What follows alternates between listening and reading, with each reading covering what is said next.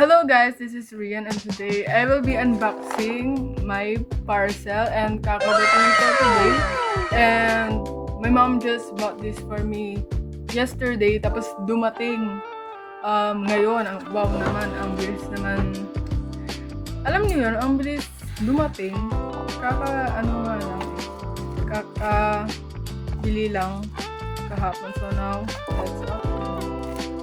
Tapos mag-damage ko. This is my hair curler para sa aking achievement test sa TLE and also for grad tutorial na to. Kasi it's important to be demure. And also, I won't be using this one sa TLE exam ko na din, but also sa special occasions like graduation, birthdays, or any special occasion. And also, malapit na rin yung graduation ko. That will be on March 26th. And kinabukasan is birthday ko. Oh my God! Wow! Yes,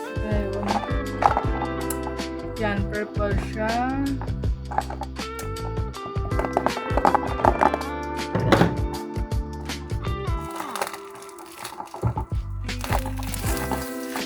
Wow!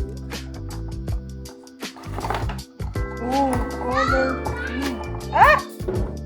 Guys, this is the hair curler. Yan, sasaksak mo siya. Yung power on.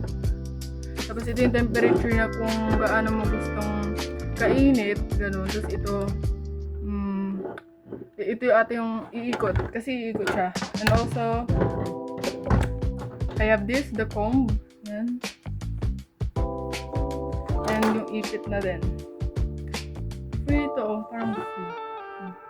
Kaya nga, parang kapag may makeup ako, yun o. O, diba? And now, test ko na.